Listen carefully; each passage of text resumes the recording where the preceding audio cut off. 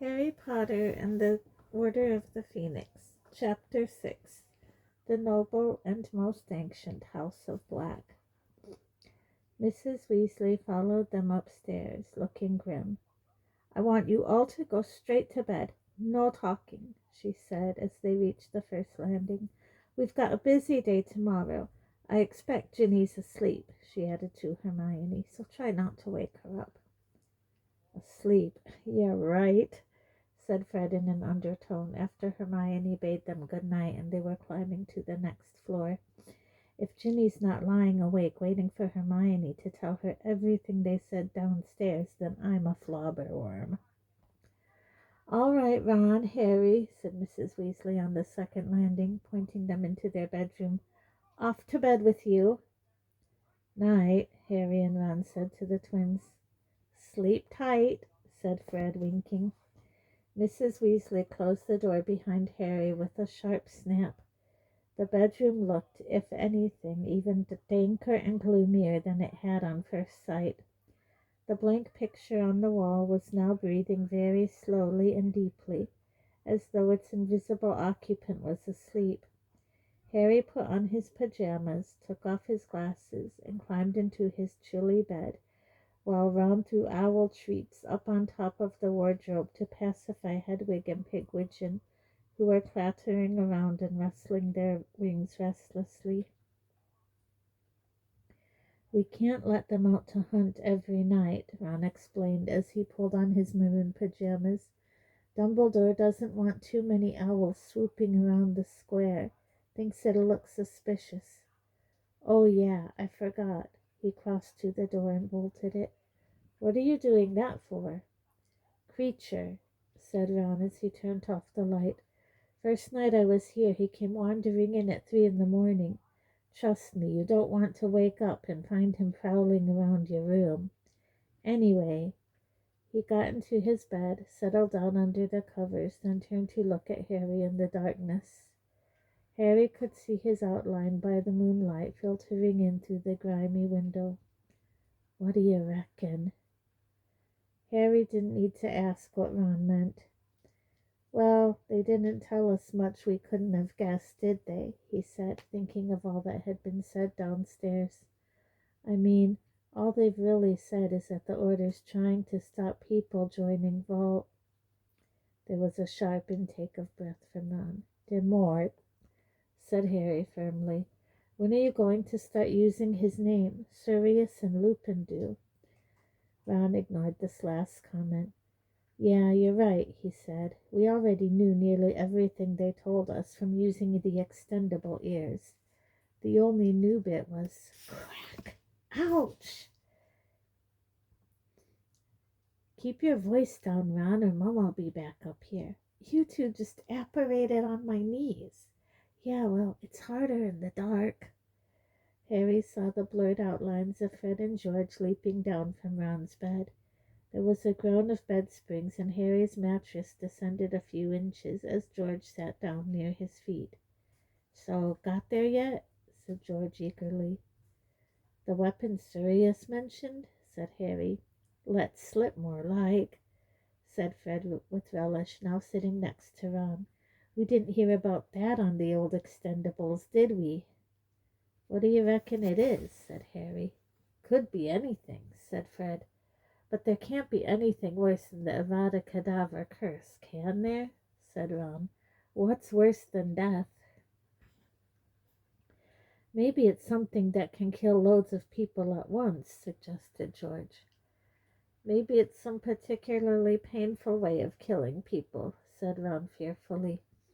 "He's got the Cruciatus curse for causing pain," said Harry. "He doesn't need anything more efficient than that." There was a pause, and Harry knew that the others, like him, were wondering what horrors this weapon could perpetrate. "So who do you think's got it now?" asked George. I hope it's our side," said Ron, sounding slightly nervous. "If it is, Dumbledore's probably keeping it," said Fred. "Where?" said Ron quickly. "Hogwarts?" "Bet it is," said George. "That's where he hid the Philosopher's Stone." A weapon's going to be a lot bigger than the stone, though, said Ron.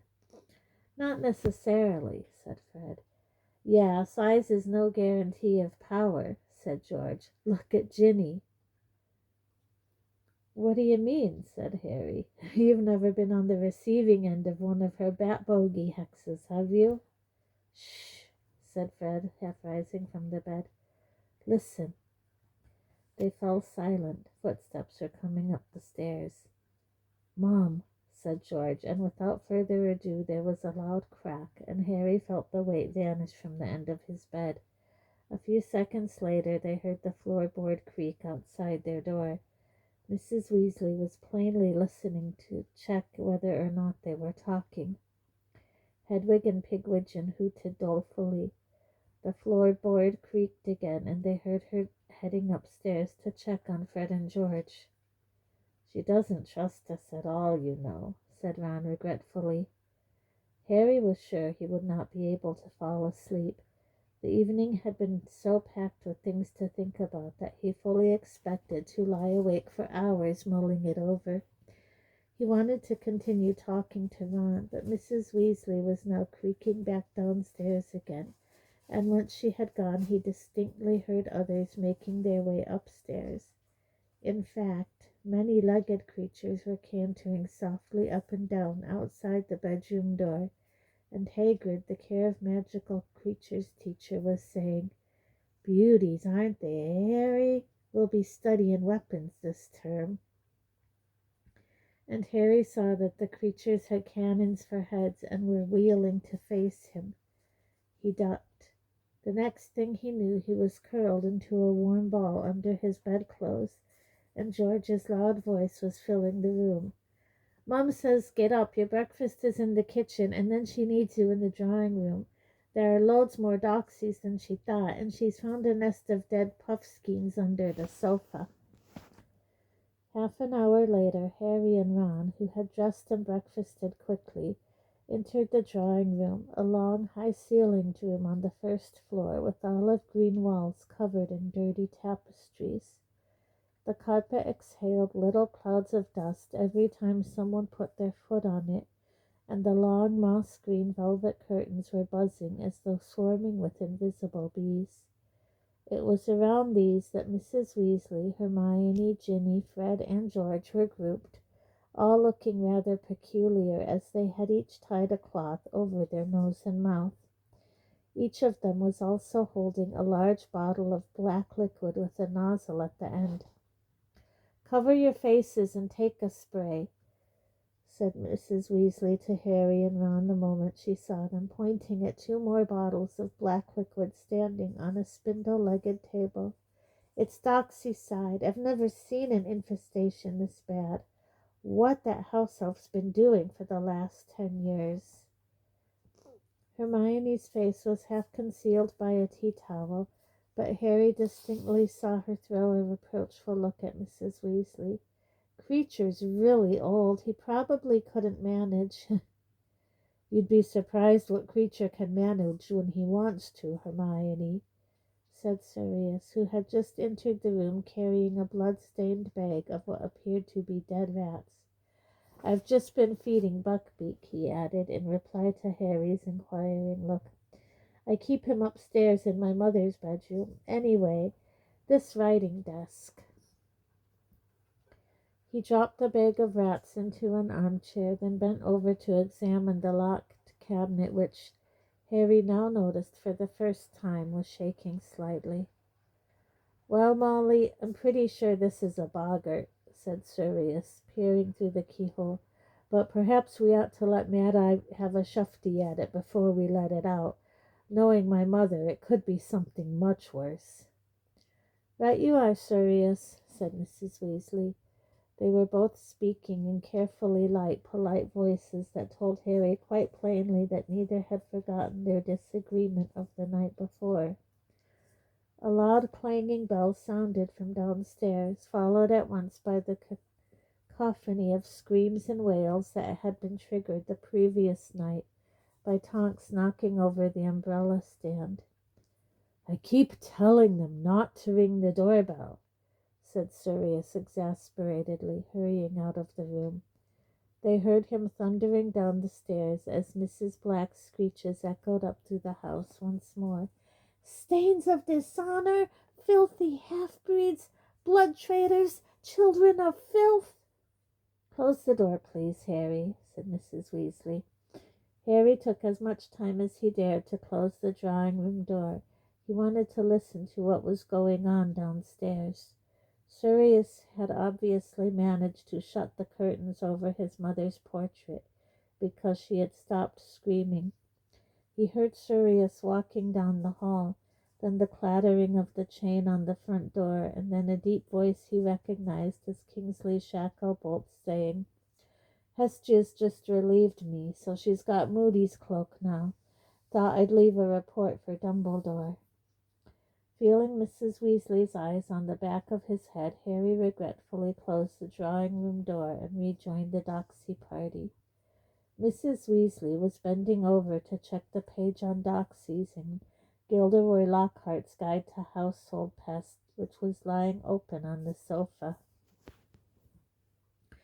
"Right, you lot, you need to be careful, because Doxies bite and their teeth are poisonous. I've got a bottle of antidote here, but I'd rather nobody needed it." She straightened up, positioned herself squarely in front of the curtains, and beckoned them all forward. "When I say the word, start spraying immediately," she said. "They'll come flying out at us, I expect, but it says on the sprays, one good squirt will paralyze them. When they're immobilized, just throw them in this bucket." She stepped carefully out of their line of fire and raised her own spray. "All right, squirt." Harry had been spraying only a few seconds when a fully grown Doxy came soaring out of a fold in the material, shiny beetle-like wings wearing, tiny needle-sharp teeth bared, its fairy-like body covered with thick black hair, and its 4 tiny fists clenched with fury. Harry caught it full in the face with a blast of Doxycide. It froze in midair and fell with a surprisingly loud thunk on the worn carpet below. Harry picked it up and threw it in the bucket. "Fred, what are you doing?" said Mrs. Weasley sharply. "Spray that at once and throw it away." Harry looked round. Fred was holding a struggling Doxy between his forefinger and thumb. "Righto," Fred said brightly, spraying the Doxy quickly in the face so that it fainted. But the moment Mrs. Weasley's back was turned, he pocketed it with a wink. "We want to experiment with Doxy venom for our skiving snack boxes," George told Harry under his breath. Deftly spraying 2 Doxies at once as they soared straight for his nose, Harry moved closer to George and muttered out of the corner of his mouth, "What are skiving snack boxes?" "Range of sweets to make you ill," George whispered, keeping a wary eye on Mrs. Weasley's back. "Not seriously ill, mind, just ill enough to get you out of a class when you feel like it. Fred and I have been developing them this summer. They're double-ended, color-coded chews. If you eat the orange half of the puking pastils, you throw up. Moment you've been rushed out of the lesson for the hospital when you swallow the purple half, which restores you to full fitness, enabling you to pursue the leisure activity of your own choice during an hour that would otherwise have been devoted to unprofitable boredom." "That's what we're putting in the adverts anyway," whispered Fred, who had edged over out of Mrs. Weasley's line of vision and was now sweeping a few stray Doxies from the floor and adding them to his pocket. "But they still need a bit of work. At the moment our testers are having a bit of trouble stopping themselves puking long enough to swallow the purple end." "Testers?" "Us," said Fred. "We take it in turns. George did the fainting fancies. We both tried the nosebleed nougat. Mom thought we'd been dueling," said George.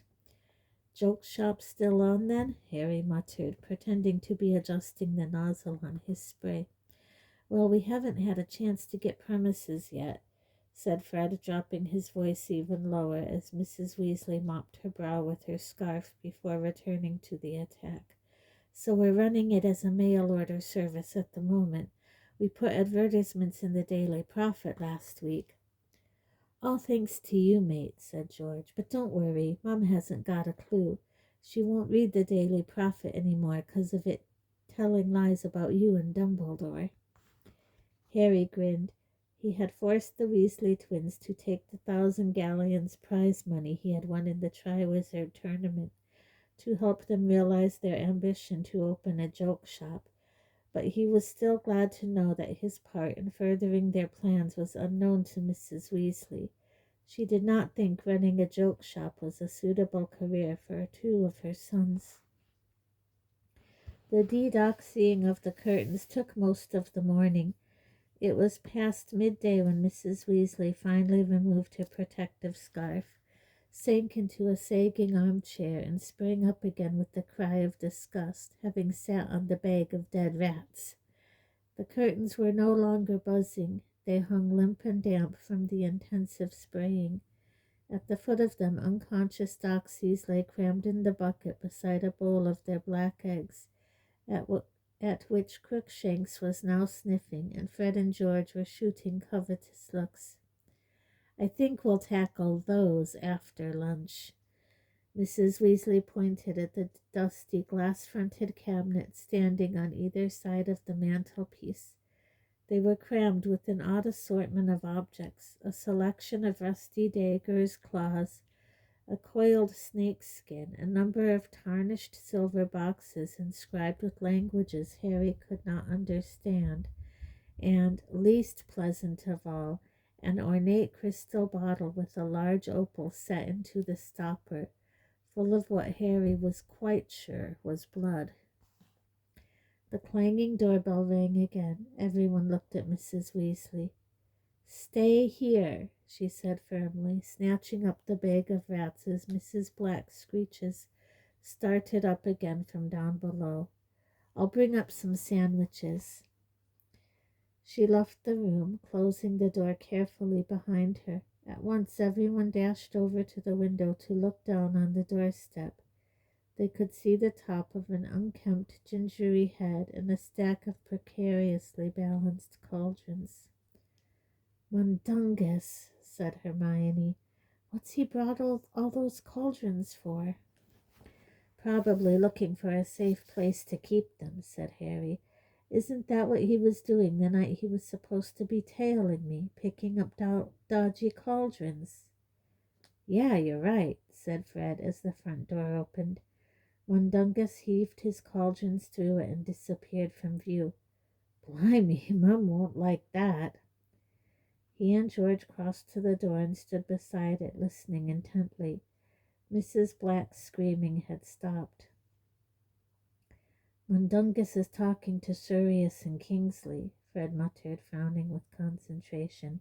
"Can't hear properly. Do you reckon we can risk the extendable ears?" "Might be worth it," said George. "I could sneak upstairs and get a pair." But at that precise moment there was an explosion of sound from downstairs that rendered extendable ears quite unnecessary. All of them could hear exactly what Mrs. Weasley was shouting at the top of her voice. "We are not running a hideout for stolen goods." "I love hearing Mum shouting at someone else," said Fred with a satisfied smile on his face as he opened the door an inch or so to allow Mrs. Weasley's voice to permeate the room better. "It makes such a nice change.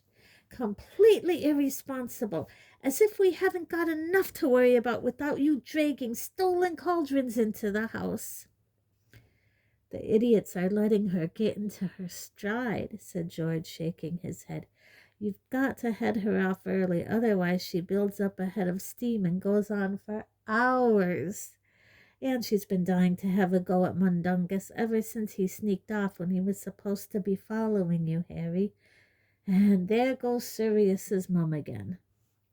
Mrs. Weasley's voice was lost amid fresh shrieks and screams from the portraits in the hall. George made to shut the door to drown the noise, but before he could do so, a house elf edged into the room. Except for the filthy rag tied like a loincloth around its middle, it was completely naked. It looked very old. Its skin seemed to be several times too big for it, and though it was bald like all house elves, there was a quantity of white hair growing out of its large bat-like ears. Its eyes were a bloodshot and watery gray, and its fleshy nose was large and rather snout-like. The elf took absolutely no notice of Harry and the rest. Acting as though it could not see them, it shuffled hunchbacked, slowly and doggedly, towards the far end of the room, all the while muttering under its breath in a hoarse, deep voice like a bullfrog's. "Smells like a drain and a criminal to boot. She's no better. Nasty old blood trader with her brats messing up my mistress's house. Oh, my poor mistress, if she knew the scum they've let into her house, what would she say to old creature? Oh, the shame of it. Mudbloods and werewolves and traitors and thieves. Poor old creature, what can he do?" "Hello, creature," said Fred very loudly, closing the door with a snap. The house elf rose in his tracks, stopped muttering, and gave a very pronounced and very unconvincing start of surprise. "Creature did not see young master," he said, turning around and bowing to Fred. Still facing the carpet, he added, perfectly audibly, "Nasty little brat of a blood trader it is." "Sorry," said George. "Didn't catch that last bit." "Creature said nothing," said the elf with the second bow to George, adding in a clear undertone, "and there's its twin, unnatural little beasts they are." Harry didn't know whether to laugh or not. The elf straightened up, eyeing them all malevolently, and apparently convinced that they could not hear him as he continued to mutter, "And there's the mudblood standing there bold as brass. Oh, if my mistress knew, oh, how she'd cry. And there's a new boy. Creature doesn't know his name. What is he doing here? Creature doesn't know." "This is Harry, Creature," said Hermione tentatively. "Harry Potter." Creature's pale eyes widened, and he muttered faster and more furiously than ever, "The mudblood is talking to Creature as though she is my friend. If Creature's mistress saw him in such company, oh, what would she say?" "Don't call her a mudblood," said Ron and Ginny together very angrily. "It doesn't matter," Hermione whispered. "He's not in his right mind. He doesn't know what he's—" "Don't kid yourself, Hermione. He knows exactly what he's saying," said Fred, eyeing Creature with great dislike. Creature was still muttering, his eyes on Harry. "Is it true? Is it Harry Potter? Creature can see the scar. It must be true. That's the boy who stopped the Dark Lord. Creature wonders how he did it." "Don't we all, Creature?" said Fred. "What do you want anyway?" George asked. Creature's huge eyes darted towards George. "Creature is cleaning," he said evasively. "A likely story," said a voice behind Harry. Sirius had come back. He was glowering at the elf from the doorway. The noise in the hall had abated. Perhaps Mrs. Weasley and Mundungus had moved their argument down into the kitchen. At the sight of Sirius, Creature flung himself into a ridiculously low bow that flattened his snout-like nose on the floor. "Stand up straight," said Sirius impatiently. "Now, what are you up to?" "Creature is cleaning," the elf repeated. "Creature lives to serve the noble house of Black. And it's getting blacker every day. It's filthy," said Sirius. "Master always liked his little joke," said Creature, bowing again, and continuing in an undertone. "Master was a nasty, ungrateful swine who broke his mother's heart." "My mother didn't have a heart, Creature," snapped Sirius. "She kept herself alive out of pure spite." Creature bowed again as he spoke. "Whatever Master says," he muttered furiously, "Master is not fit to wipe slime from his mother's boots. Oh, my poor mistress, what would she say if she saw Creature serving him? How she hated him. What a disappointment he was. I asked you what you were up to, said Sirius coldly. Every time you show up pretending to be cleaning, you sneak something off to your room so we can't throw it out. Creature would never move anything from its proper place in Master's house, said the elf, then muttered very fast. Mistress would never forgive Creature if the tapestry was thrown out. 7 centuries it's been in the family. Creature must save it. Creature will not let Master and the blood traders and the brats destroy it. I thought it might be that, said Sirius, casting a disdainful look at the opposite wall.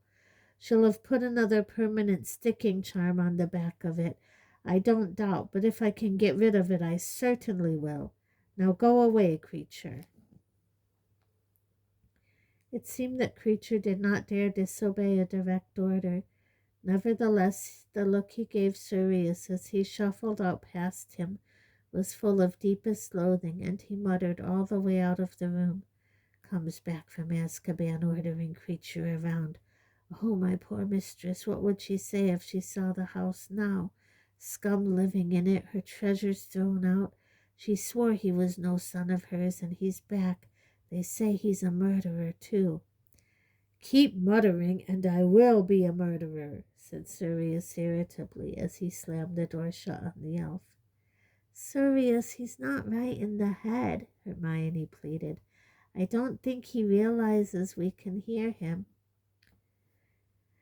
He's been alone too long, said Sirius, taking mad orders from my mother's portrait and talking to himself, but he was always a foul little.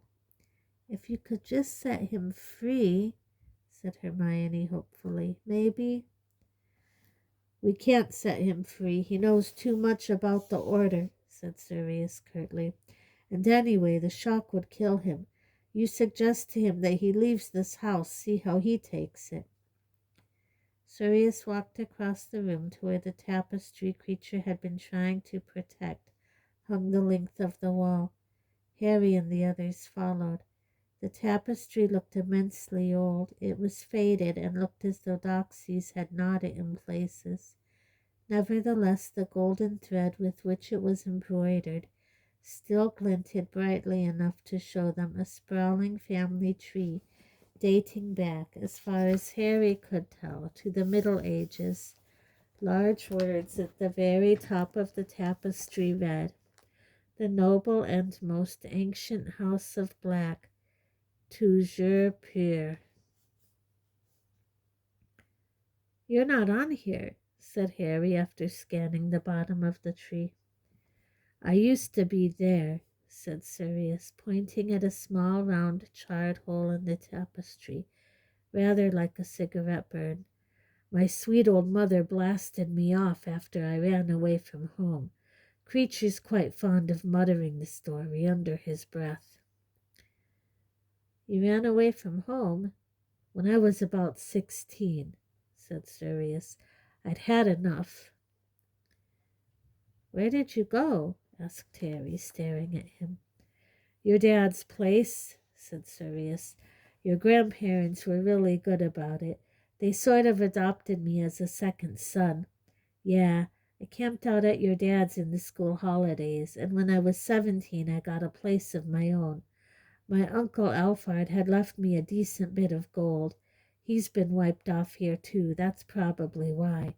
Anyway, after that I looked after myself. I was always welcome at Mr. and Mrs. Potter's for Sunday lunch, though."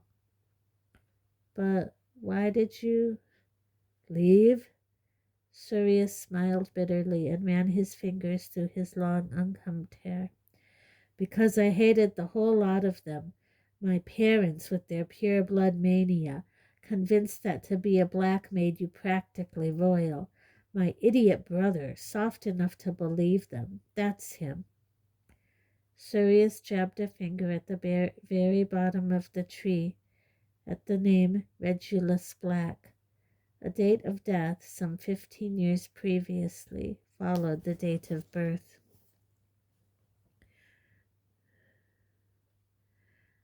He was younger than me, said Sirius, and a much better son, as I was constantly reminded. But he died, said Harry. Yeah, said Sirius, stupid idiot. He joined the Death Eaters. You're kidding. Come on, Harry, haven't you seen enough of this house to tell what kind of wizards my family were? Said Sirius testily. Were your parents Death Eaters as well? No, but believe me, they thought Voldemort had the right idea. They were all for the purification of the wizarding race, getting rid of Muggle-borns and having purebloods in charge. They weren't alone either. There were quite a few people, before Voldemort showed his true colors, who thought he had the right idea about things. They got cold feet when they saw what he was prepared to do to get power, though. But I bet my parents thought Regulus was a right little hero for joining up at first. Was he killed by an Auror? Harry asked tentatively. Oh, no, said Sirius. No, he was murdered by Voldemort, or on Voldemort's orders, more likely. I doubt Regulus was ever important enough to be killed by Voldemort in person. From what I found out after he died, he got in so far, then panicked about what he was being asked to do and tried to back out. Well, you don't just hand in your resignation to Voldemort. It's a lifetime of service or death. Lunch, said Mrs. Weasley's voice. She was holding her wand high in front of her, balancing a huge tray loaded with sandwiches and cake on its tip. She was very red in the face and still looked angry. The others moved over to her, eager for some food, but Harry remained with Sirius, who had bent closer to the tapestry. I haven't looked at this for years. There's Phineas Nigellus, my great-great-grandfather, see? Least popular headmaster Hogwarts ever had, and Araminta Melliflua, cousin of my mother's, tried to force through a ministry bill to make muggle hunting legal. And dear Aunt Elidora, she started the family tradition of beheading house elves when they got too old to carry tea trays. Of course, any time the family produced someone halfway decent, they were disowned. I see Tonks isn't on here. Maybe that's why Creature won't take orders from her. He's supposed to do whatever anyone in the family asks him. You and Tonks are related? Harry asked, surprised. Oh, yeah. Her mother, Andromeda, was my favorite cousin, said Sirius, examining the tapestry carefully. No, Andromeda's not on here either. Look. He pointed to another small round burn mark between two names, Bellatrix and Narcissa. Andromeda's sisters are still here because they made lovely, respectable, pure-blood marriages, but Andromeda married a Muggle-born, Ted Tonks. So, Sirius mimed, blasting the tapestry with a wand, and laughed sourly. Harry, however, did not laugh. He was too busy staring at the names to the right of Andromeda's burn mark, a double line of gold embroidery linked Narcissa Black with Lucius Malfoy, and a single vertical gold line from their names led to the name Draco. You're related to the Malfoys?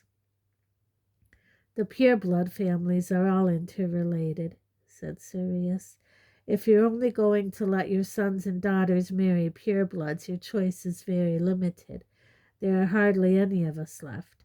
Molly and I are cousins by marriage, and Arthur's something like my second cousin once removed. But there's no point looking for them on here. If ever a family was a bunch of blood traders, it's the Weasleys.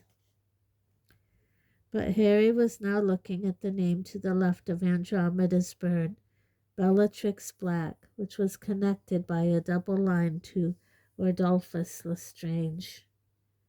Lestrange, Harry said aloud. The name had stirred something in his memory. He knew it from somewhere, but for a moment he couldn't think where, though it gave him an odd creeping sensation in the pit of his stomach. They're in Azkaban, said Sirius shortly. Harry looked at him curiously. Bellatrix and her husband Rodolphus came in with Barty Crouch Jr., said Sirius in the same brusque voice. Rodolphus's brother Rabistan was with them too. Then Harry remembered. He had seen Bellatrix Lestrange inside Dumbledore's pensive, the strange device in which thoughts and memories could be stored. A tall, dark woman with heavy-lidded eyes who had stood at her trial and proclaimed her continuing allegiance to Lord Voldemort, her pride that she had tried to find him after his downfall, and her conviction that she would one day be rewarded for her loyalty. You never said she was your... Does it matter if she's my cousin? Snapped Sirius. As far as I'm concerned, they're not my family. She's certainly not my family. I haven't seen her since I was your age, unless you count a glimpse of her coming into Azkaban. Do you think I'm proud of having a relative like her? Sorry, said Harry quickly. I didn't mean. I was just surprised, that's all. It doesn't matter. Don't apologize. Sirius mumbled. He turned away from the tapestry, his hands deep in his pockets. I don't like being back here, he said, staring across the drawing room. I never thought I'd be stuck in this house again. Harry understood completely. He knew how he would feel when he was grown up and thought he was free of the place forever, to return and live at number 4 Privet Drive. It's ideal for headquarters, of course, Sirius said. My father put every security measure known to wizard kind on it when he lived here. It's unplottable, so muggles could never come and call, as if they'd ever have wanted to. And now Dumbledore's added his protection. You'd be hard put to find a safer house anywhere. Dumbledore is secret keeper for the Order, you know. Nobody can find headquarters unless he tells them personally where it is. That note Moody showed you last night, that was from Dumbledore. Sirius gave a short bark-like laugh. If my parents could see the use their house was being put to now, well, my mother's portrait should give you some idea. He scowled for a moment, then sighed. I wouldn't mind if I could just get out occasionally and do something useful. I've asked Dumbledore whether I can escort you to your hearing, as Snuffles, obviously, so I can give you a bit of moral support. What do you think? Harry felt as though his stomach had sunk through the dusty carpet. He had not thought about the hearing once since dinner the previous evening, and the excitement of being back with the people he liked best, and hearing everything that was going on, it had completely flown his mind. At Sirius's words, however, the crushing sense of dread returned to him. He stared at Hermione and the Weasleys, all tucking into their sandwiches, and thought how he would feel if they went back to Hogwarts without him. Don't worry, Sirius said. Harry looked up and realized that Sirius had been watching him. I'm sure they'll clear you. There's definitely something in the International Statute of Secrecy about being allowed to use magic to save your own life. But if they do expel me, said Harry quietly, can I come back here and live with you? Sirius smiled sadly. We'll see. I'd feel a lot better about the hearing if I knew I didn't have to go back to the Dursleys. Harry pressed him. They must be bad if you prefer this place, said Sirius gloomily. Hurry up, you two, or there won't be any food left, Mrs. Weasley called. Sirius heaved another great sigh, cast a dark look at the tapestry. Then he and Harry went to join the others. Harry tried his best not to think about the hearing while they emptied the glass-fronted cabinets that afternoon. Fortunately for him, it was a job that required a lot of concentration, as many of the objects in there seemed very reluctant to leave their dusty shelves. Sirius sustained a bad bite from a silver snuff box. Within seconds, his bitten hand had developed an unpleasant crusty covering, like a tough brown glove. "It's okay," he said, examining the hand with interest before tapping it lightly with his wand and restoring its skin to normal. "Must be wart-cat powder in there." He threw the box aside into the sack where they were depositing the debris from the cabinets. Harry saw George wrap his own hand carefully in a cloth moments later and sneak the box into his already doxy-filled pocket. They found an unpleasant-looking silver instrument, something like a many-legged pair of tweezers, which scuttled up Harry's arm like a spider when he picked it up and attempted to puncture his skin.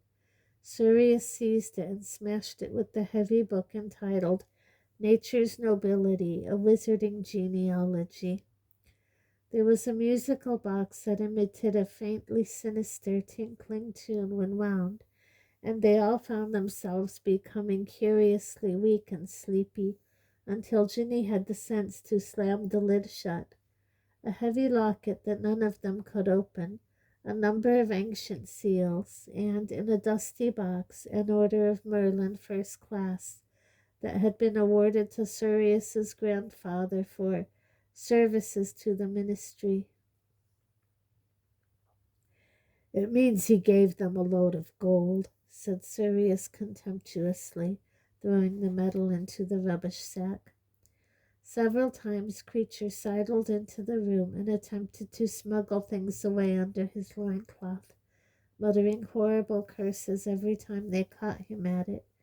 When Sirius wrested a large golden ring bearing the black crest from his grip, Creature actually burst into furious tears and left the room, sobbing under his breath and calling Sirius names Harry had never heard before.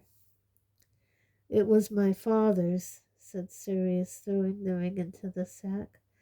"Creature wasn't quite as devoted to him as to my mother, but I still caught him snogging a pair of my father's old trousers last week." Mrs. Weasley kept them all working very hard over the next few days. The drawing room took 3 days to decontaminate. Finally, the only undesirable things left in it were the tapestry of the Black family tree, which resisted all their attempts to remove it from the wall, and the rattling writing desk. Moody had not dropped by headquarters yet, so they could not be sure what was inside it. They moved from the drawing room to a dining room on the ground floor, where they found spiders as large as saucers lurking in the dresser. Ron left the room hurriedly to make a cup of tea and did not return for an hour and a half. The china, which bore the black crest and motto, was all thrown unceremoniously into a sack by Sirius, and the same fate met a set of old photographs in tarnished silver frames, all of whose occupants squealed shrilly as the glass covering them smashed. Snape might refer to their work as cleaning, but in Harry's opinion they were really waging war on the house, which was putting up a very good fight, aided and abetted by Creature. The house elf kept appearing wherever they were congregated, his muttering becoming more and more offensive as he attempted to remove anything he could from the rubbish sacks. Sirius went as far as to threaten him with clothes, but Creature fixed him with a watery stare and said, "Master must do as Master wishes," before turning away and muttering very loudly, "But Master will not turn Creature away, no, because Creature knows what they are up to. Oh, yes, he is plotting against the Dark Lord, yes, with these mudbloods and traitors and scum." At which Sirius, ignoring Hermione's protests, seized Creature by the back of his loincloth and threw him bodily from the room. The doorbell rang several times a day, which was the cue for Sirius's mother to start shrieking again, and for Harry and the others to attempt to eavesdrop on the visitor, though they gleaned very little from the brief glimpses and snatches of conversation they were able to sneak before Mrs. Weasley recalled them to their tasks. Snape flitted in and out of the house several times more, though to Harry's relief they never came face to face. Harry also caught sight of his Transfiguration teacher, Professor McGonagall, looking very odd in a muggle dress and coat, and she also seemed too busy to linger. Sometimes, however, the visitors stayed to help. Tonks joined them for a memorable afternoon in which they found a murderous old ghoul lurking in an upstairs toilet, and Lupin, who was staying in the house with Sirius, but who left it for long periods to do mysterious work for the Order, helped them repair a grandfather clock that had developed the unpleasant habit of shooting heavy bolts at passers-by. Mundungus redeemed himself slightly in Mrs. Weasley's eyes by rescuing Ron from an ancient set of purple robes that had tried to strangle him when he removed them from their wardrobe. Despite the fact that he was still sleeping badly, still having dreams about corridors and locked doors that made his scar prickle, Harry was managing to have fun for the first time all summer. As long as he was busy, he was happy. When the action abated, however, whenever he dropped his guard or lay exhausted in bed watching blurred shadows move across the ceiling, the thought of the looming ministry hearing returned to him. Fear jabbed at his insides like needles as he wondered what was going to happen to him if he was expelled. The idea was so terrible that he did not dare voice it aloud, not even to Ron and Hermione, who, though he often saw them whispering together and casting anxious looks in his direction, followed his lead in not mentioning it. Sometimes he could not prevent his imagination showing him a faceless ministry official who was snapping his wand in two and ordering him back to the Dursleys. But he would not go. He was determined on that. He would come back here to Grimmauld Place and live with Sirius. He felt as though a brick had dropped into his stomach when Mrs. Weasley turned to him during dinner on Wednesday evening and said quietly, "I've ironed your best clothes for tomorrow morning, Harry, and I want you to wash your hair tonight, too. A good first impression can work wonders." Ron, Hermione, Fred, George, and Ginny all stopped talking and looked over at him. Harry nodded and tried to keep eating his chop, but his mouth had become so dry he could not chew. "How am I getting there?" he asked Mrs. Weasley, trying to sound unconcerned. "Arthur's taking you to work with him," said Mrs. Weasley gently. Mr. Weasley smiled encouragingly at Harry across the table. "You can wait in my office until it's time for the hearing," he said. Harry looked over at Sirius, but before he could ask the question, Mrs. Weasley had answered it. "Professor Dumbledore doesn't think it's a good idea for Sirius to go with you, and I must say I think he's quite right," said Sirius through clenched teeth. Mrs. Weasley pursed her lips. "When did Dumbledore tell you that?" Harry said, staring at Sirius. "He came last night when you were in bed," said Mr. Weasley. Sirius stabbed moodily at a potato with his fork. Harry lowered his own eyes to his plate. The thought that Dumbledore had been in the house on the eve of his hearing and not asked to see him made him feel, if it were possible, even worse.